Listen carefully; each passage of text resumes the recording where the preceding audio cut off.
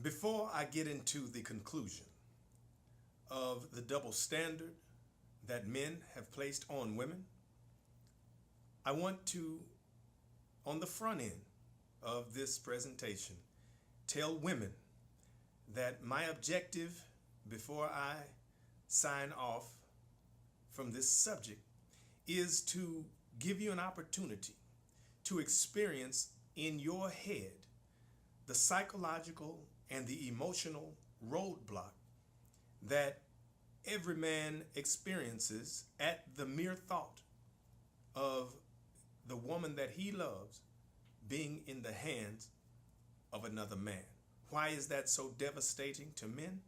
I'm going to put you in a place to have a similar psychological and emotional response to what I will tell you later on in this presentation. But first, I want to go over a couple of notes from part one. I told you that there's an obvious double standard that men placed on women. And then I went further and told you that it's not so much that men place the double standard on women as much as it is nature place the double standard on you, but more specifically, because of a man's nature, there has to be a double standard placed on you. There's a reason why the double standard exists, and there's a reason why we are the way we are as men. There's a reason why we as men and women are different, and we absolutely must re-embrace those differences. We cannot act like gender does not matter when in fact it does. As a matter of fact, I wish someone would launch a campaign or a movement and call it hashtag gender matters, because it absolutely does. I can make it real simple for you. If a man is jogging down the street without his t-shirt on, he may virtually go unnoticed. But you, sister, if you try to take off your blouse and jog down the same street topless, Houston, we have a problem. It may not be fair, but it's not about whether or not it's fair. The question is it even a good idea for a woman to be running down these streets topless, whether it's after dark or in broad daylight? Sister, if you just stop for a minute and combine your behavior these days, it's a very loose behavior these days. This is where we are. This is not anything groundbreaking news. This is just where we are. If you combine your loose social behavior with the new fashion trends for women, I mentioned in part one that it's difficult for a good man to tell you apart from the bad girls. And here's why. If you combine your behavior these days with the new, now standard fashion trends of this modern era, the 6-inch stilettos used to be reserved for the stripper. The tight miniskirt, low-cut blouse, red lipstick, it all meant something else. Painted nails, fishnet stockings, see-through this and see-through that, it all meant something else. Not too long ago, it meant something else during our generation. Fake hair all down your back, tattoos, beat up with makeup. It was at one time reserved for the working girl, the one that worked all night. It was reserved for the stripper. the showgirl. But now you find this same fashion in the daytime workplace from 9 to 5 and at church.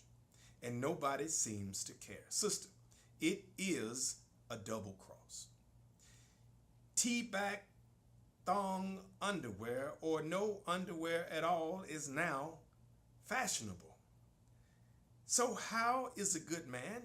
Was the question that I asked you in the first part of this conversation. How is a good man with certain morals and values? How is he supposed to tell you apart from the bad girl these days? The double cross that I mentioned in part 1 is this, sister. You were sold the ideology that you were supposed to be equal to men in every category. That you should be able to dress however you want to dress. Go where you want to go. Do what you want to do. But that ideology does not translate when it comes to nature. Nature does not concern itself with equality. Nature has but one objective: balance. Nature does not care about being fair. Nature only cares about balance. The fact that nature inspires the lion to attack the defenseless gazelle has nothing to do with unfairness or inequality. It has everything to do with balance. Therefore, nature's objective for men and women, nature's objective for you and me, sister, is that we balance one another. I don't want to talk down on your intelligence, but nature is not concerned with equality and fairness when it comes to gender duties, and we all know that. We cannot equally perform the same duties. Hashtag gender matters. We need each other as counterparts, not equal parts. Now, early on, I told you that I want to put you in a place in mentally, psychologically, sister, to expose probably the greatest double standard of all time. And that is, why is it that your man cannot handle the thought or the notion of you being in the hands of another man? You tell me that he wants you to take him back if he has, I don't know, cheated on you or stepped out on you in your relationship, and somehow he can't seem to get over the fact that you may have stepped out on him. And you said that that's not fair. And I'm going to tell you why. I'm going to put you in his headspace by the end of this presentation. The thought of you being in the hands of another man, why is that so devastating to a man, and why he can't seem to get over the mental roadblock that that creates for him. In 2005, there was a percentage of women that have gone on record reporting that they have had at least one same-sex experience between the ages of 18 and 44 with, yes, another woman. And this was according to the CDC. The Center for Disease Control did the survey. But these women reportedly went on to have healthy relationships with their husbands, men. I have to specify these days. And when the wives told their husbands of their one-time same-sex experience in college, somewhere during the marriage, the husband was unaffected emotionally, unaffected psychologically, and just from hearing this information, it changed nothing about how he interacted or engaged with his wife. Nothing about their relationship changed. But sister, 100% of women that I personally asked, if your husband told you that he had a one-time same-sex experience with his old college buddy, his roommate, a same-sex experience, He says to you that things got a little out of hand in their dorm room after the big homecoming game. Here comes the double standard. 100% of women told me game over. How about that for a double standard? You can't fathom the thought of your husband having one same-sex experience with another man no more than he can fathom you having a sexual experience with another man that's not him. This is how devastating it is, how much of a deal breaker it is, and how much of a roadblock it sets up for a man. Yes, it's a double standard. We have to embrace our double standards. I don't condone stepping out and cheating, of course not. But for those of you who want to go ahead and discuss the greatest double standard of all time, there it is.